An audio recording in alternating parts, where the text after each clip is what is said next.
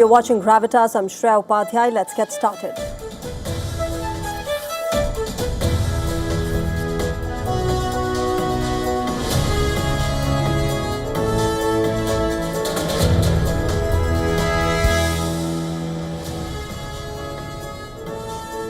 Tonight on Gravitas, the big question we're asking is who really won the war? Israel has continued to pound Lebanon all through the day today, and the Hormuz is still in Iranian control. What's the reality behind the ceasefire and what happens next? Now, while the world has been heaving a sigh of relief with this 2-week pause, the fragility of the ceasefire is raising more questions than it is answering. We're getting you more on this up ahead. And while Islamabad is the place where Iran and America talks will be held this week, we will be delving deeper into China's role as the big broker in this conflict after Donald Trump confirmed it in an interview.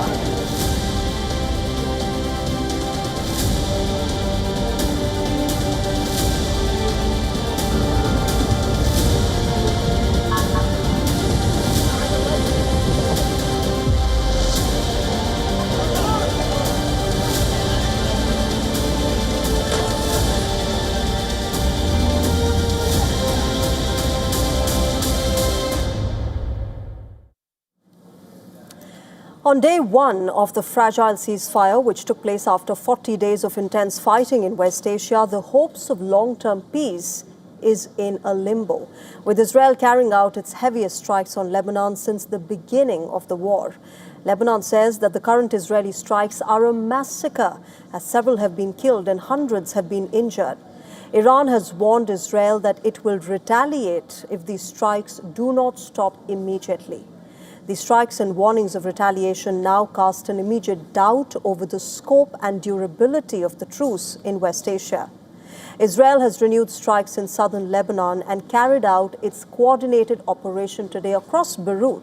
Israeli media claims that 50 Israeli fighter jets dropped 160 bombs on various parts of Lebanon in 1 minute, in which they targeted around 100 Hezbollah sites across Lebanon.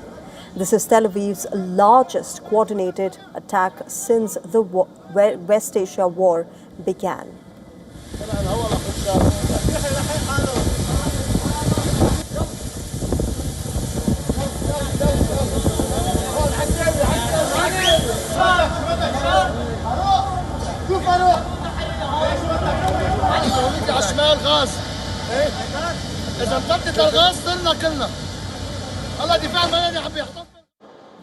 Smoke has been seen rising over central Beirut following these strikes. The streets of Beirut were filled with cars crumpled by the blasts and the flaming wreckage of buildings that first responders struggled to extinguish.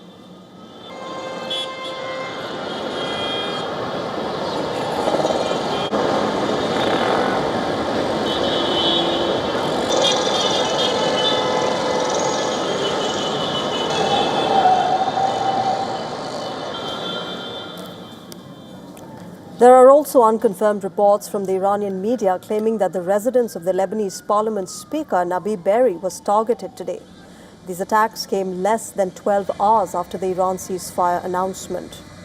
As Israel intensifies its strikes, mourners attended a funeral in Beirut's southern suburbs for a Hezbollah fighter who was killed in battle with Israel.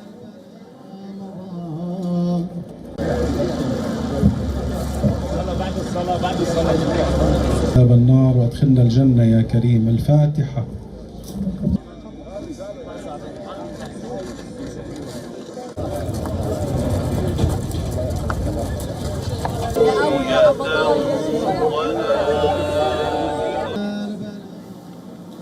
The human cost continues to rise. More than 1,500 people have been killed in Lebanon and over 1.2 million have been displaced since the conflict escalated. It triggered after Hezbollah entered the war in support of Iran. The latest fighting broke out after Israeli Prime Minister Benjamin Netanyahu flatly rejected claims by Pakistan's Prime Minister Shehbaz Sharif that Lebanon is part of the current American-Irani ceasefire arrangement. In a statement from the Prime Minister's office, Israel made it explicit that the two-week ceasefire with Iran does not extend to Lebanon. This, remember, comes just hours after Shehbaz Sharif publicly said that the truce would apply everywhere, including Lebanon. This has created a major flashpoint within an already fragile truce. It also raises a key question. Does Israel's action have the backing or at least the acceptance of Washington? Israel has said that it supports American efforts to ensure that Iran does not pose a nuclear or security threat and that Washington remains committed to shared objectives. But there is no clarity on whether these strikes fall within that current understanding. Iran's initial 10-point ceasefire proposal included demands for Israel to halt its strikes on Hezbollah in Lebanon as well, which have persisted since Hezbollah joined the war by launching rocket attacks against Israel. Now, according to Iran's Supreme National Security Council, the U.S. has accepted the 10-point proposal, which included a commitment to ensure that no further aggression will take place, a cessation of hostilities across all fronts, including Lebanon, and the withdrawal of U.S. combat forces from the West Asian region. Trump has told the public broadcasting service that ceasefire with Iran does not include Lebanon. Israel also seems to have rejected this interpretation from Iran. The Lebanese Prime Minister, Nawaf Salam, has called for a broader ceasefire and an end to the hostilities. Iranian media reports claim that Iran will withdraw from the ceasefire agreement if the attack on Lebanon continues. Now, Hezbollah, for its part, has halted the fire towards northern Israel and against Israeli troops in Lebanon as part of the current pause. However, lawmakers from the group have warned that this restraint will only hold if Israel abides by the truce as well. It remains uncertain at the moment. However, Israel seems to have rejected this interpretation. While a ceasefire holds between America and Iran, the situation in Lebanon remains unresolved at the moment outside that framework, and that is the core reality behind Netanyahu's latest denial. A temporary truce may be in place, but it is far from complete. And for now, there's also clear disconnect between what Iran claims has been agreed upon and what was publicly stated, and what is happening on ground. With strikes continuing on day one, the question now is whether this fragile ceasefire will continue to hold or whether this marks the first major crack in an already fragile truce. Iran has dragged Lebanon into this war, and now, could Lebanon drag Iran back into this war? We'll have to wait and see.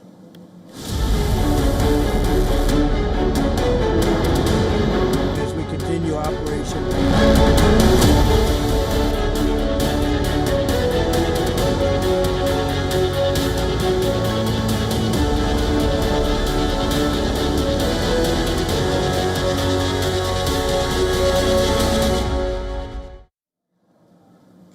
The United States and Iran have agreed to a two-week ceasefire. Both sides claim decisive victory, but in reality, the truce is fragile at best because since the truce came into implementation, attacks have been reported across the Gulf and Iran. This war may have cost American President Donald Trump far more than he had anticipated, with long-term implications. Before we break this down for you, let's first focus at where things stand at the moment. Trump says that he's suspending the bombing of Iran for 2 weeks and called it a double-sided ceasefire. The U.S. says it had decisive military victory in Operation Epic Fury, claiming that Iran begged for the ceasefire. Operation Epic Fury was a historic and overwhelming victory on the battlefield. A capital V military victory. By any measure, Epic Fury decimated Iran's military and rendered it combat ineffective for years to come. Now, Iran has asked its forces to stop firing, but it warns the hands remain on the trigger. Talks between both the sides are reportedly set to begin in Islamabad from the 10th of April, with the possibility of extension if both sides agree. But even as diplomacy begins, the attacks have not fully stopped. Within hours of this ceasefire, its fragility already started showing. Explosions hit the Lebanon refinery in southern Iran.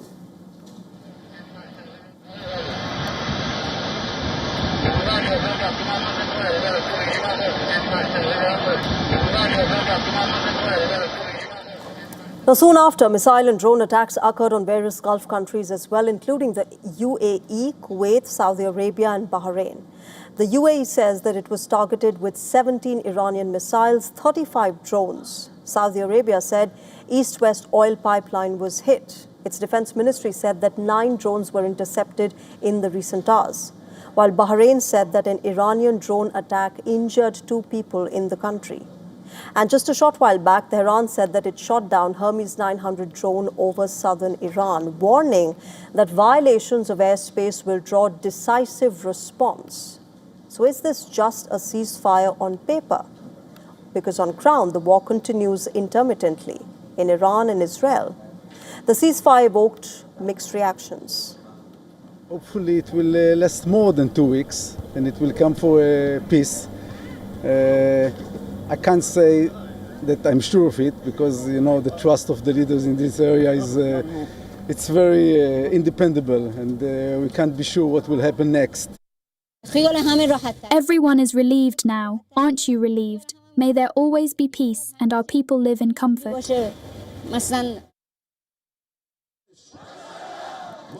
In Isfahan, one of the war's hardest hit cities, people were out on the streets. مردم در پاسخ به یاوه‌گویی‌های ترامپ از وفاداری به کشور و Behind this temporary calm, the strategic costs for Trump are now beginning to gain even more focus. The United States did not succeed in triggering regime change in Iran. There were no mass uprisings. Instead, thousands of Iranians rallied in support of their government, many even under heavy bombing. Iran continues to hold a significant missile capability as well. Across the Gulf, the damage is visible. Multiple countries came under relentless drone and rocket attacks. U.S. defensive systems were stretched. Interceptors ran low and several attacks breached defenses. Many Gulf countries felt that they were left exposed by inadequate protection despite hosting American military assets. In Europe, meanwhile, cracks have emerged within NATO. While key countries like Spain, France, and Italy restricted U.S. military operations, closing airspace and denying access to bases, even traditional allies kept their distance from direct involvement. At various points, remember, Trump had denounced NATO support in this war and has even threatened to pull out of the alliance, highlighting the breakdown of the relationship between Washington and Brussels. In the United States, meanwhile, the political impact for Trump due to this war ahead of the midterm elections in November this year appear quite significant. A recent YouGov Economist poll shows Trump's net approval at minus 23%, which is one of the lowest in his presidency so far, both in his first and the second term. So as things stand at the moment, what we are seeing is not the end of a war, because tensions have refused to fade out. Both Iran and America have told their respective forces to stay ready.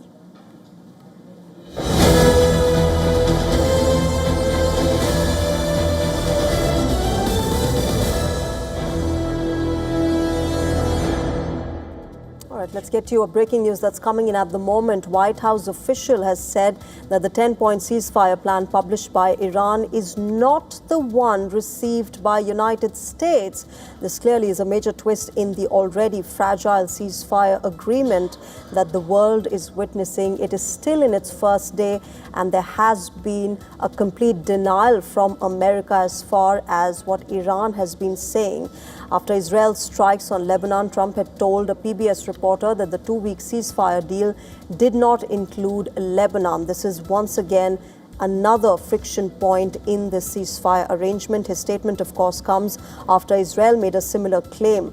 But remember, Iran has been stressing that Lebanon is part of the agreement, as that Israeli attacks are a breach of the ceasefire deal.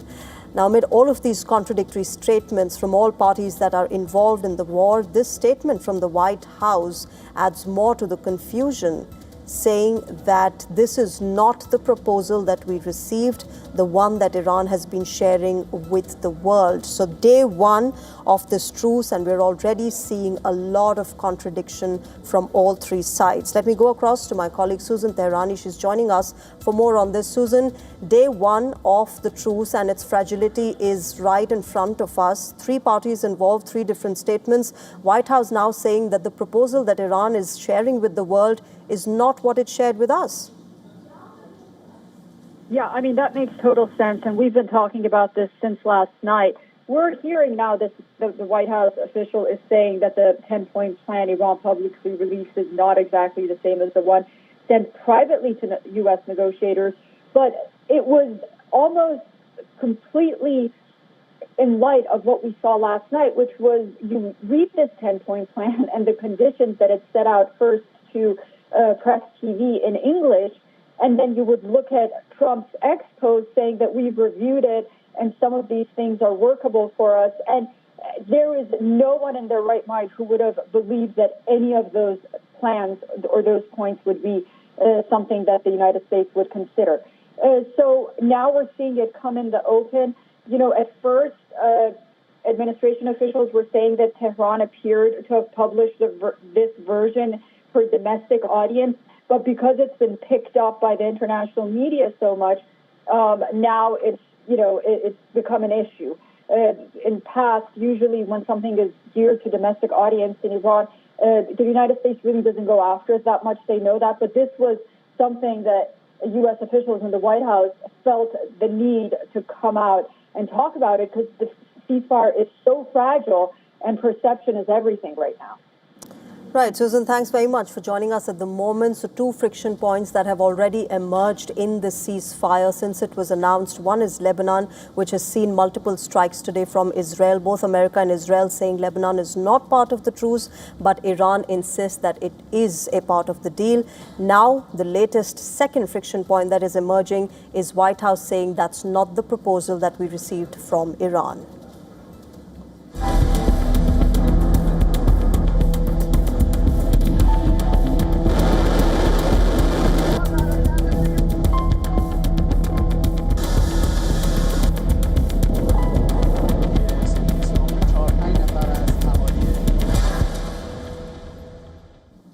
The world heaved a sigh of relief as a potential catastrophe was averted on Tuesday. America and Iran finally agreed on a 2-week conditional ceasefire, bringing a temporary end to 40 days of intense fighting. But the run-up to the ceasefire was marked by an escalation in fighting. Tuesday morning kicked off with ominous signs. At 8:06 a.m. precisely, Washington time, the entire world was taken aback. Leaving behind all pretense, Donald Trump made an open threat to erase Iran, a nation of 90 million people. Subsequently, Iran came under severe attack. The U.S. military carried out additional strikes on military targets on the Karg Island, fueling fear about escalation of this war. And the situation became so tense that the White House denied considering the use of nuclear weapons in this war. Meanwhile, in a clear message to Trump, hundreds of people gathered near bridges and power plants in Iran, answering the government's call to form human chains to protect the country's infrastructure. Then at 3:17 p.m. Washington time, a breakthrough seemed to be in the offing, with Pakistan Prime Minister Shehbaz Sharif urging Trump to extend his deadline by 2 weeks. Barely 90 minutes before the expiry of his deadline, Donald Trump made the big announcement, agreeing to suspend bombing of Iran for the next 2 weeks. However, this fragile ceasefire has left a lot of questions unanswered. To begin with, will Iran continue its stranglehold over the Strait of Hormuz? While Trump linked the ceasefire to a complete and immediate opening of the Hormuz, Tehran refused to give such a sweeping commitment. Iranian Foreign Minister Abbas Araghchi made it clear that safe passage through the strategic waterway will be possible only by coordinating with its armed forces and with due consideration of technical limitations. The country's Supreme National Security Council reportedly claimed that America had accepted its 10-point proposal, which includes a U.S. commitment to ensure that no further acts of aggression are carried out, continued Iranian control over the Strait of Hormuz, and acceptance of uranium enrichment. But Trump has refuted all of this. He also went one step further and said that America will work with Iran to remove enriched uranium, which was buried after last year's strikes. Tehran also claimed an agreement on the removal of primary as well as secondary sanctions and the termination of UN Security Council resolutions against Iran. Its other key demands included termination of all International Atomic Energy Agency Board of Governors resolutions against Iran and the payment of compensation for damages incurred during this particular war. America, though, has not publicly made any such commitments so far. Now, according to Iran, US also agreed on a cessation of hostilities on all fronts, including Lebanon, and the withdrawal of its combat forces from West Asia. This hasn't materialized on the ground as well, with Israel emphasizing that Lebanon is not part of the ceasefire deal. Trump has told the public broadcasting service that ceasefire with Iran doesn't include Lebanon.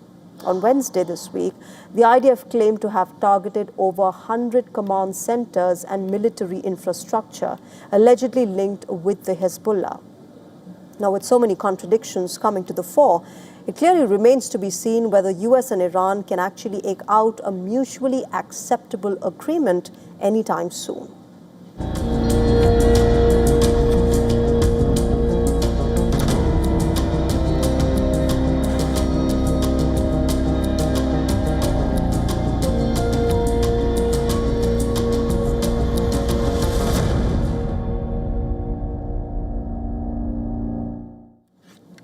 Will Iran become the Hormuz gatekeeper for the world? That is the question now dominating global shipping lanes, energy markets, and geopolitical strategy.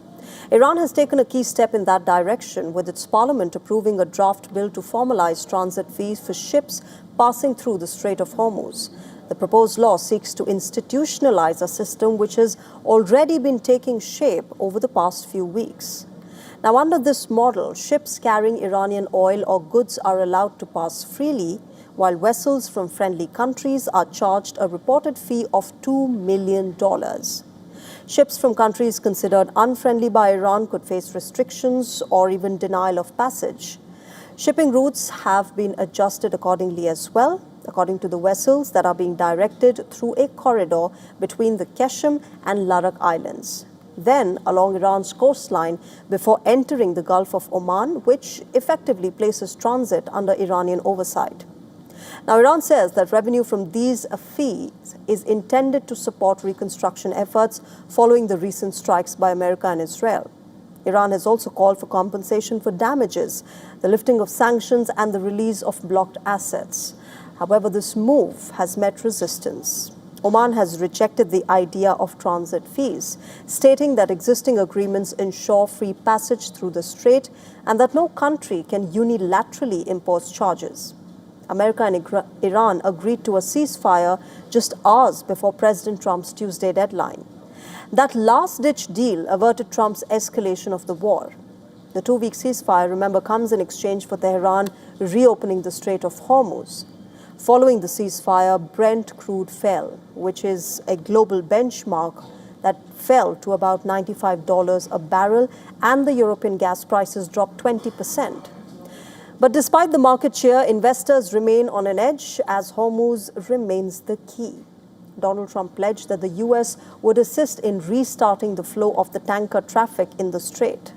Iran's Foreign Minister Abbas Araghchi said that for a period of 2 weeks, safe passage through the Strait of Hormuz will be possible via coordination.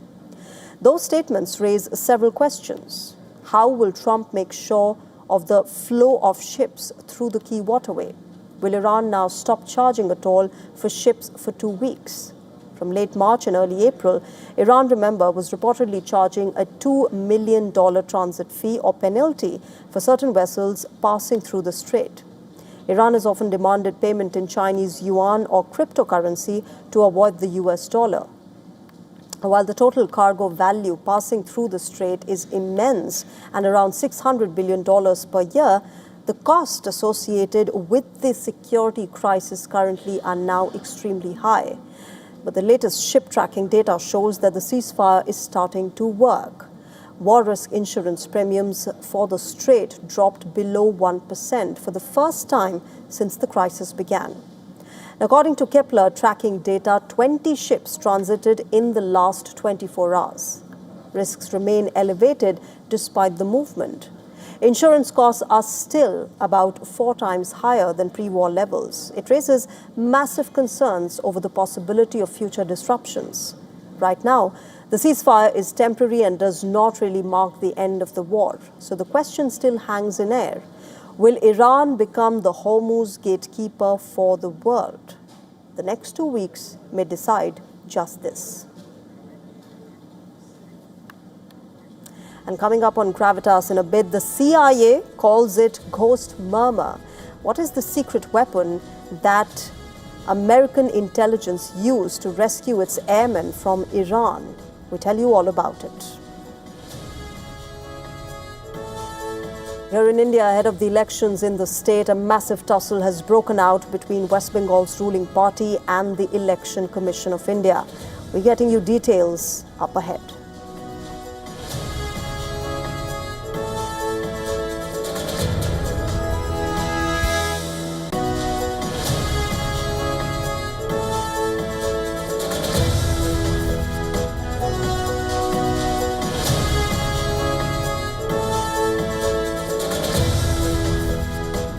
China's relatively muted response during the initial weeks of the West Asia war was the subject of intense speculation. Now, its alleged behind-the-scenes role in brokering a truce between Iran and America has come to the fore. In a big claim, the US President Donald Trump has told media agency AFP that he believed that China helped get Iran to the negotiating table to agree for a 2-week conditional ceasefire. Now remember, his remarks assume significance ahead of his state visit to Beijing on the 14th and 15th of May this year. China's diplomatic heft cannot be understated.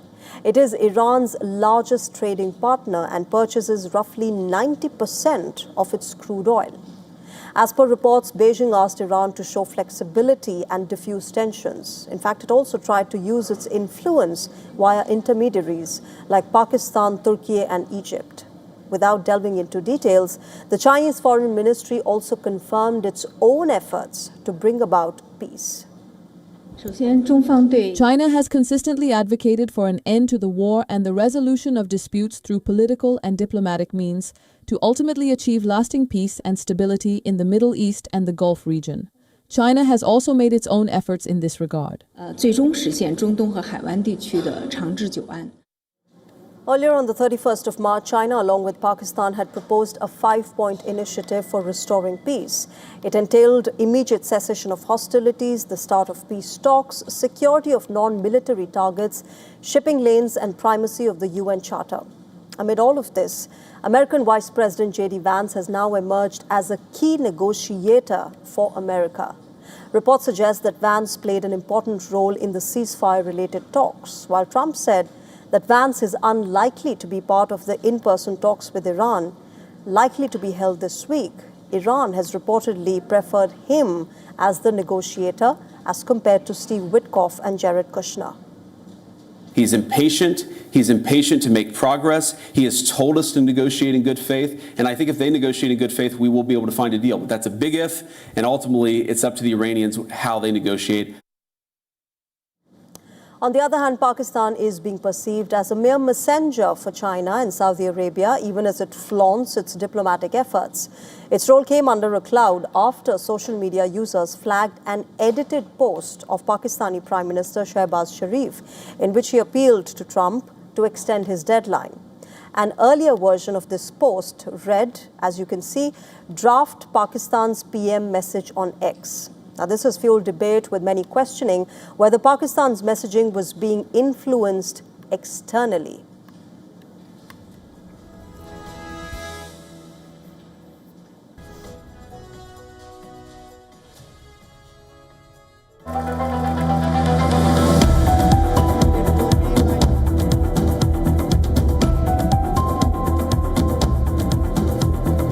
Donald Trump is not fit to serve as president. I don't think it's appropriate.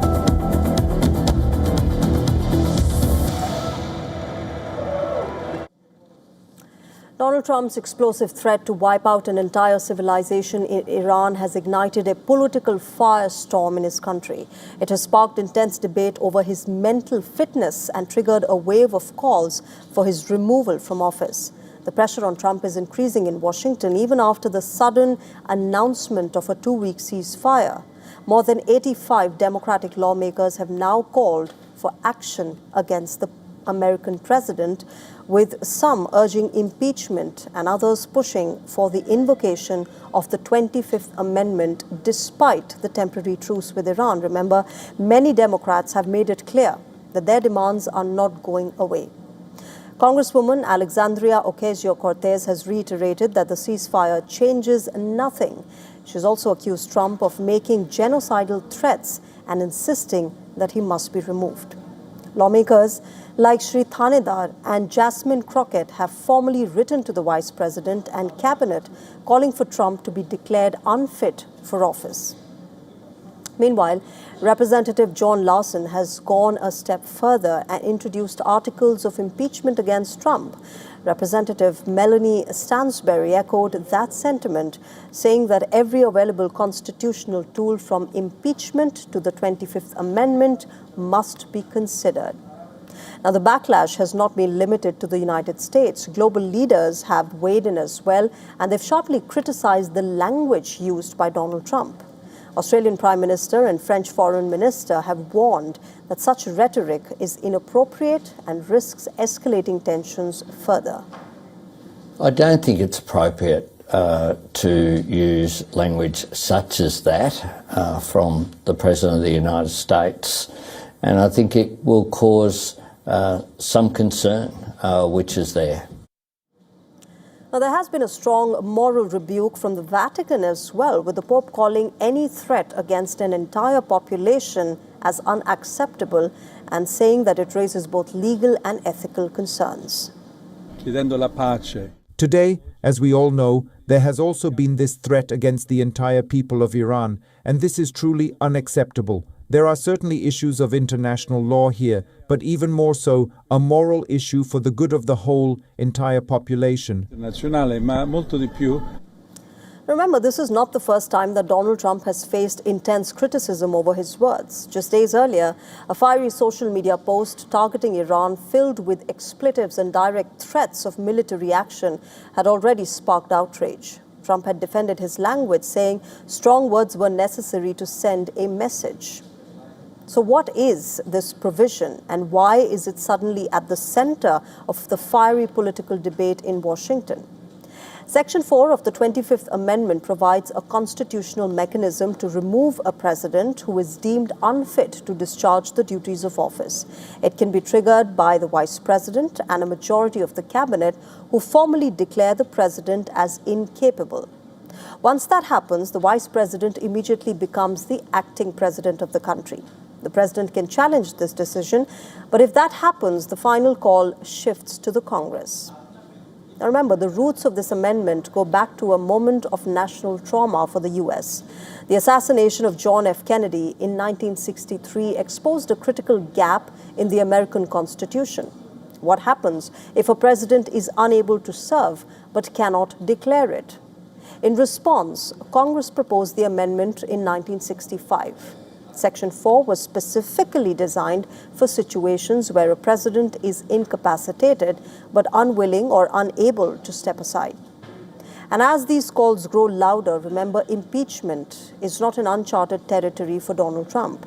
Remember, during his first term, he was impeached twice by the House of Representatives, first in 2019 over his dealings with Ukraine, and then again in 2021 following the 6th January Capitol attack.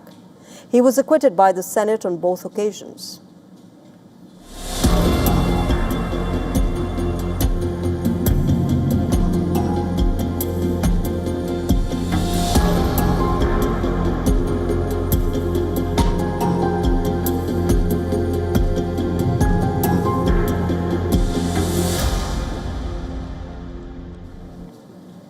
Over the weekend, an American F-15E jet was shot down over Iran. Both the pilot and the weapon systems officer ejected, and they were rescued in separate missions. New details now reveal that the downed officer was reportedly located not by sight or sound, but by the faint electromagnetic signal of his own heartbeat. According to a report by the New York Post, in the high-risk operation, the CIA had deployed a classified technology known as the ghost murmur to track and recover the weapons systems officer who was shot down in southern Iran. The technology reportedly uses advanced sensors to detect the unique electromagnetic signal generated by a human heartbeat, even from a long distance, and then uses AI to filter out background noise across vast terrain. The rescue reportedly marked the first operational use of the tool in the field. Following the culmination of the rescue mission, at the White House briefing, American officials, including the American President Donald Trump and the CIA Director John Ratcliffe, alluded at the undisclosed capabilities used during the mission. We deployed both human assets and exquisite technologies that no other intelligence service in the world possesses to a daunting challenge, comparable to hunting for a single grain of sand in the middle of a desert. This was also a race against the clock, as it was critical that we locate the downed aviator as quickly as possible. Now, according to the New York Post report, the ghost murmur technology has been developed by American aerospace and defense company Lockheed Martin's secretive division, and the system has reportedly undergone testing on American Black Hawk helicopters. It is expected to integrate with next-generation fighter jets like the F-35. The rescued officer, identified publicly only as Dude 44 Bravo, survived for 2 days in a remote mountainous region after his F-15E was brought down, along with the pilot of the jet who was rescued in a separate mission. Injured and in hiding, the F-15E weapons officer evaded Iranian search teams actively, combing the area.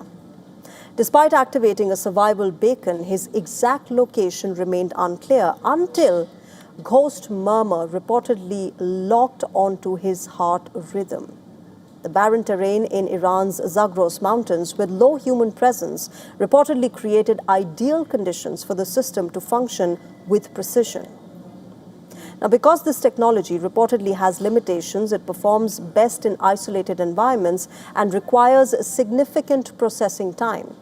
But in this case, it reportedly proved decisive.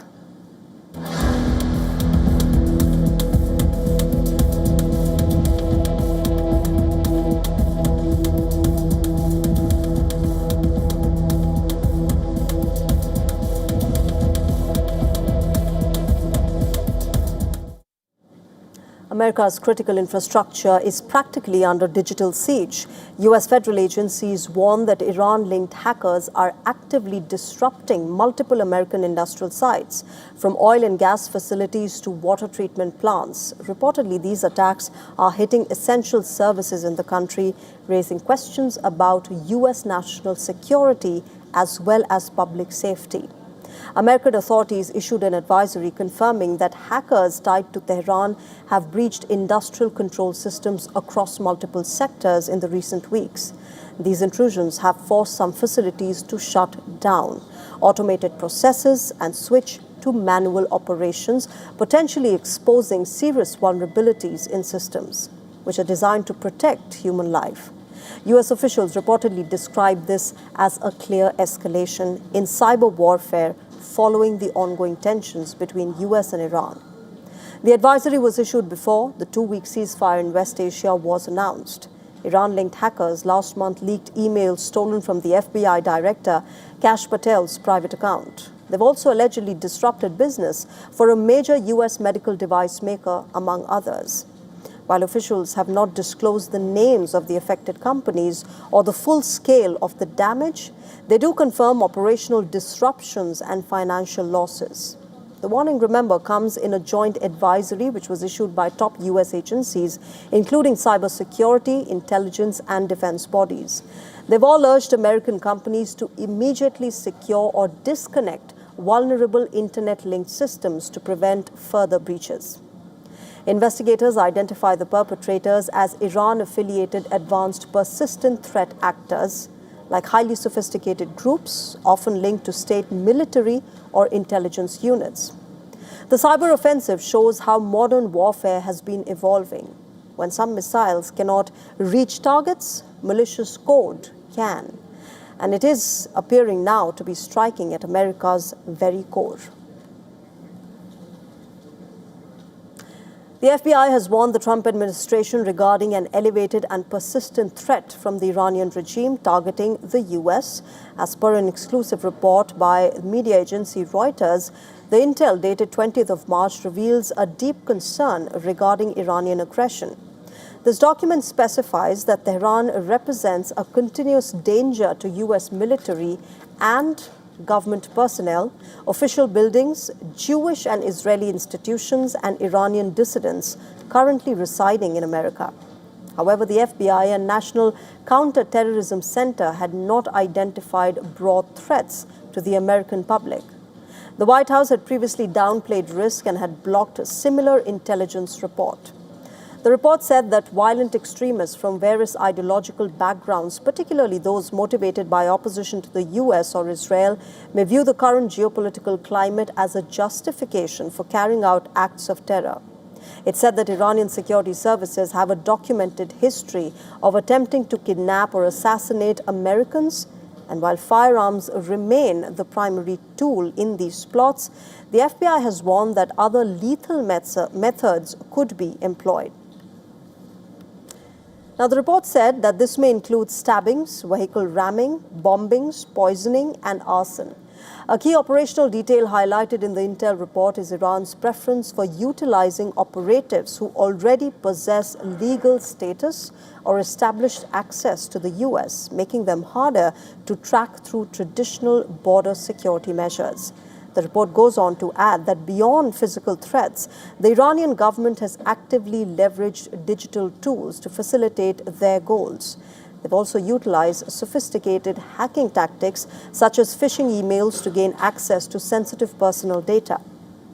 The FBI has also cautioned that Iran has repeatedly attempted to lure individuals to foreign countries that are closer to Iranian territory to carry out kidnappings and eventual executions. President Donald Trump publicly has minimized the possibility of Iranian attacks on American soil in response to other intelligence assessments in the recent months. When asked on the 11th of March if he was worried about Iran penetrating an attack in the US, Trump had outrightly rejected such concerns. All right, let's shift our focus to India now. With West Bengal set to go to polls this month, a fierce showdown has erupted in New Delhi between Mamata Banerjee-led Trinamool Congress and the Election Commission of India. A TMC delegation had gone to meet with the ECI today to complain about some poll officials allegedly having links with the Bharatiya Janata Party.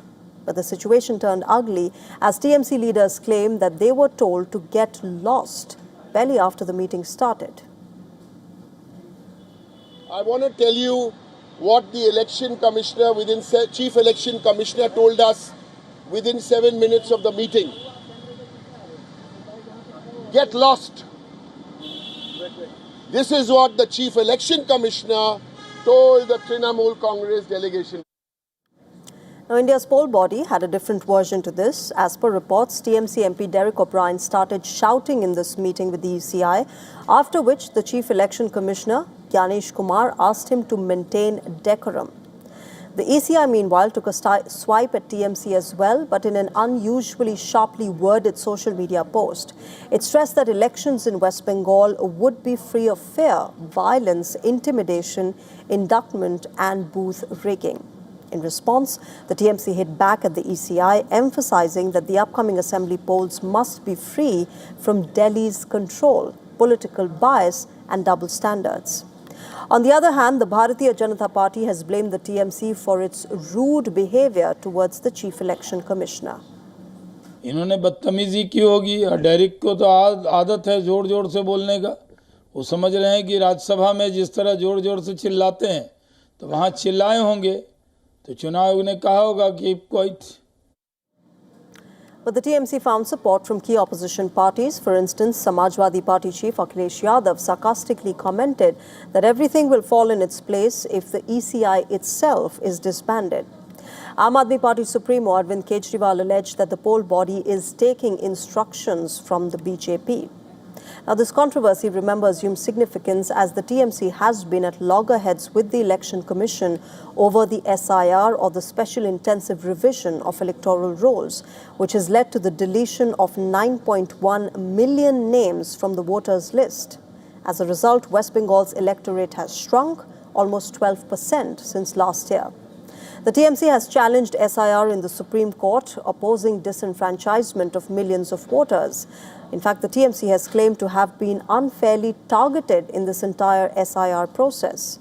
4 districts that have seen the largest number of deletions are Murshidabad, Malda, North 24 Parganas and South 24 Parganas. The TMC had secured 85 out of 98 seats falling in this region back in the 2021 Assembly elections.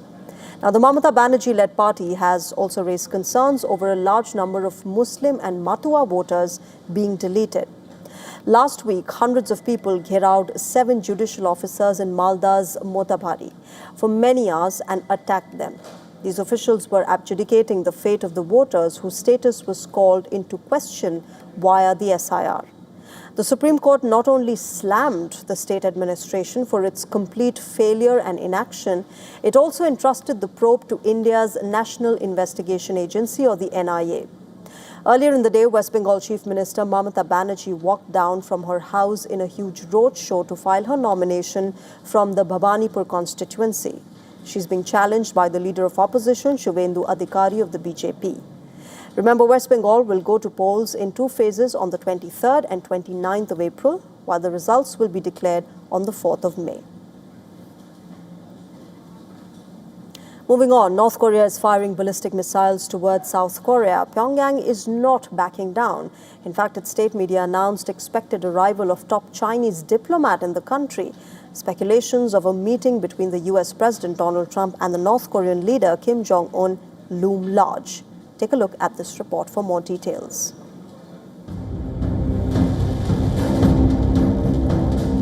One after another, North Korea is firing its ballistic missiles, dimming South Korea's prospects of easing tensions between the two rivals.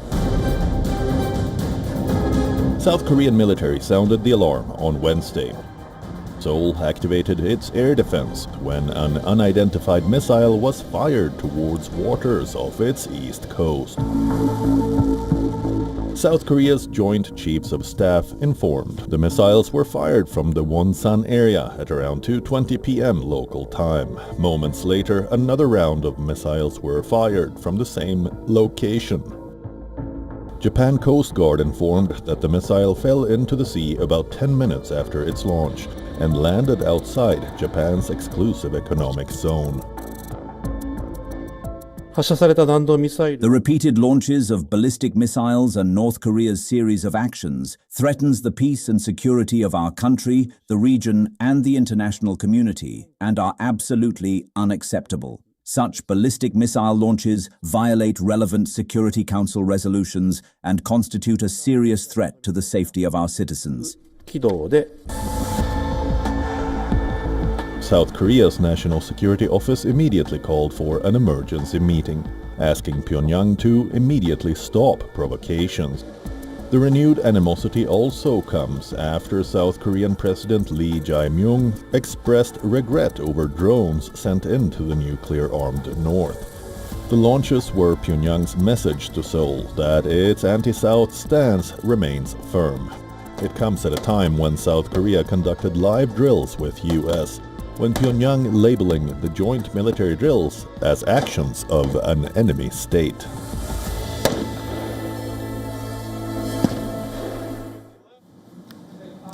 In other news, Russia has issued a stark warning alleging that the European Union is quietly exploring the development of its own nuclear weapons capabilities. Moscow says this move could destabilize global security. According to Russia's Foreign Intelligence Service, confidential discussions are underway within EU institutions to assess the feasibility of building a nuclear arsenal. Moscow says this despite public claims that such measures are purely defensive. Moscow argues that this signals a dangerous shift away from long-standing non-proliferation commitments. The statement also singles out Germany, claiming its scientific infrastructure could rapidly produce weapons-grade materials. Russian intelligence alleges that German laboratories could obtain sufficient plutonium for a nuclear device within a month, while enriched uranium could be produced in as little as a week.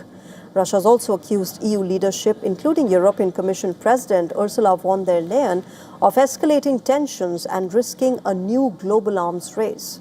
Moscow has urged the United States and other countries to intervene, warning that any EU move toward nuclear weapons would severely undermine the international non-proliferation system and threaten global stability. All right, shifting our focus now, the rising sun of Indian cricket, Vaibhav Suryavanshi, aced the toughest challenge of his nascent professional career. The 15-year-old underlined his generational talent with an audacious and fearless display against the best bowler in the world, Jasprit Bumrah. While most 15-year-olds in India just got done with their final exams, Vaibhav Suryavanshi completed a very different kind of test and in fact passed it with flying colours. While Vaibhav's talent was never in doubt, before Tuesday he'd never really faced Jasprit Bumrah, the undisputed #1 bowler in the world right now. However, any lingering doubts about the prodigious teenager were dismissed in Guwahati last night. The world's first taste of Suryavanshi versus Bumrah was worth the hype. The opening round of that battle was in fact the teenager's first of the innings, but it made no difference as a rare poor delivery from Bumrah was smashed with disdain for a huge 6. After calmly negotiating his second ball for a single, Vaibhav Suryavanshi hit yet another outrageous 6 off the third ball, which left Bumrah walking back with a wry smile. Unfortunately for fans, those were the only 3 balls that saw Bumrah and Suryavanshi face off with, but it was definitely box office. Suryavanshi was dismissed for 39 off 14 after smashing Bumrah for 2 sixes in 3 balls. Now, if there's one thing that we discovered about Vaibhav Suryavanshi last night, it is that he certainly doesn't let the occasion get to him. And even though he's just 15, there's a genuine case for him to get picked for the Indian senior team. The only question is when, not if. And on that happy and inspiring note, it's a wrap on this edition of Gravitas. But as always, we'll keep getting you analysis from across the world of the top developments that have been happening. Thank you very much for joining us tonight. Bye-bye. Good night.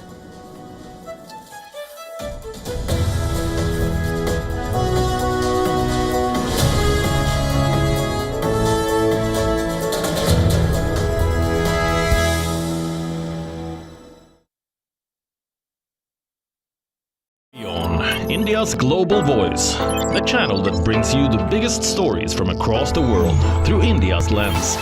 Now available in more than 190 countries worldwide. Because we believe that the world is one. Watch us in Africa, Europe, USA and Canada, South America, Asia Pacific, Middle East and North African regions. Also available on these digital platforms across the world. WION. World is one.